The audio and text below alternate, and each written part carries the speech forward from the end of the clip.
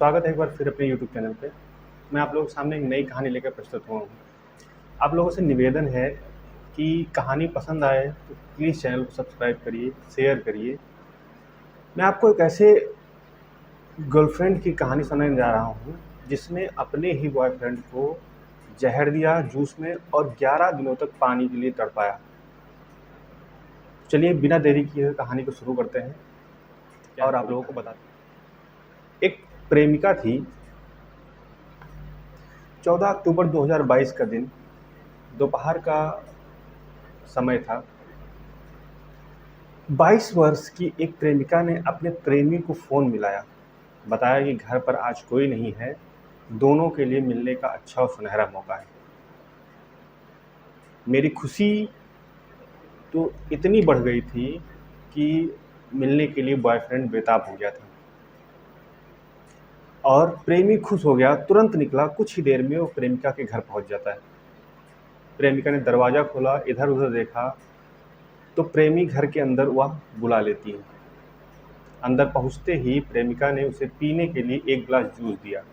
शायद उसके बॉयफ्रेंड को ये पता नहीं था कि उसका ये जूस ज़िंदगी का आखिरी जूस होगा। ये जूस उसे बहुत जल्द ही बहुत ही दर्दनाक मौत देने वाला था। अपनी प्रेमिका के हाथों से बना जूस पीने के बाद इस प्रेमी की हालत बिगड़ जाती है। गंभीर हालात में उसे अस्पताल में भर्ती कराया जाता है। अस्पताल के बेड पर वह 11 दिनों तक बिना पानी की एक बूंद पिए वह तड़पता रहता है। 25 अक्टूबर 2022 को उसके कई अंगों ने जब काम करना बंद कर दिया तो उसकी सांसें धीरे धीरे थम जाती हैं। मामले की तहकीकात हुई और ठीक 6 दिन बाद उसकी प्रेमिका को गिरफ्तार कर लिया। बात हो रही थी केरल के उस केस की जिसने पूरे देश को हिलाकर रख दिया। यहाँ तक कि जो पुलिस काम कर रही थी उस केस पर, उसका दिमाग भी घूम गया। उस प्रेमी का नाम सोरेन राज और प्रेमिका का नाम ग्रीष्मा एसएस था। सोरेन की दर्दनाक हत्या के लिए ग्रीमा को उम्र कैद की सज़ा सुनाई जाती, लेकिन ग्रीष्मा ने आखिर ऐसा क्यों किया? तो क्या वजह थी जिसके लिए उसने अपने प्रेमी से इतनी नफरत हो गई कि उसने जहर देकर उसे मार डाला? ये कहानी आपको हम पूरी सुनाते हैं।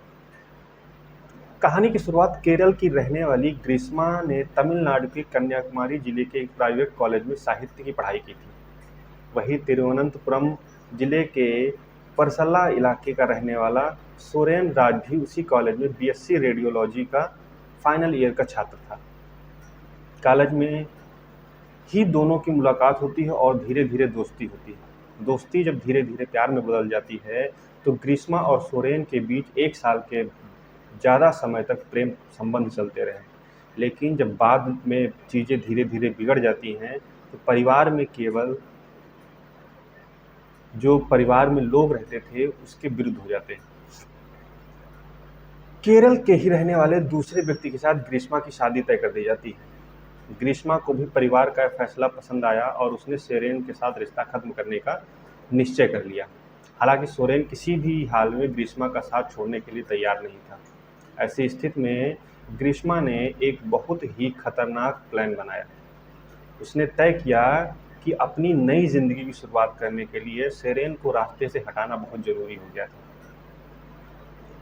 इस साजिश में ग्रीष्मा के चाचा निर्मल कुमारन नायर और उसकी मां भी शामिल थी। उसने सोरेन को संबंध बनाने का लालच देकर अपने घर पर बुलाया और जूस में कीटनाशक दवाई मिलाकर पिला देती।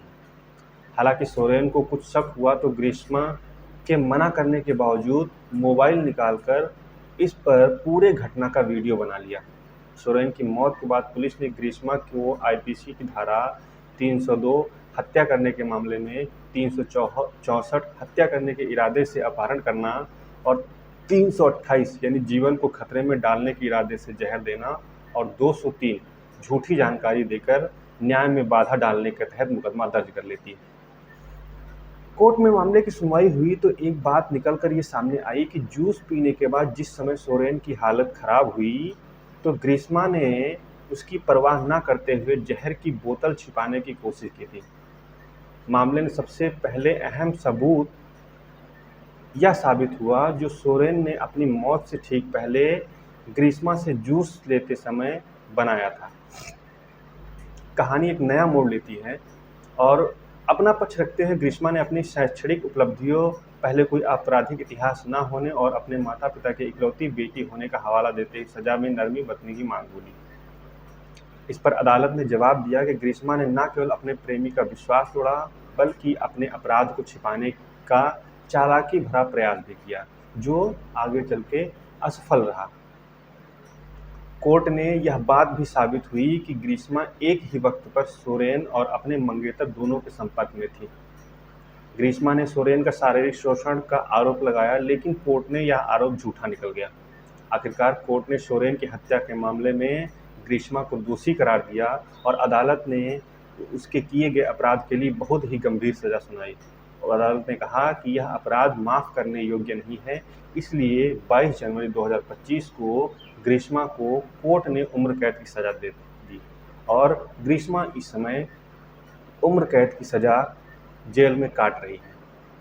तो इस तरीके की कहानियाँ हमारे देश में पूरी तरह से फैल रही हैं, जो कि हमारे देश में लोगों के प्रति जो औरतों की इज्जत है, वो धीरे धीरे कम होती जा रही है। सरकार औरतों को बढ़ावा देने के लिए कई सारे काम कर रही है, लेकिन इस तरीके के कुगक्त अपराधों को करने के लिए ग्रीष्मा जैसे लोगों को कड़ी से कड़ी सज़ा मिलनी चाहिए। तो ये कहानी थी ग्रीष्मा और सोरेन की। मिलते हैं अगली कहानी में। वीडियो पसंद आया तो प्लीज़ सब्सक्राइब करिए, शेयर करिए। मिलते हैं अगले वीडियो में। तब तक के लिए नमस्कार, जय हिंद।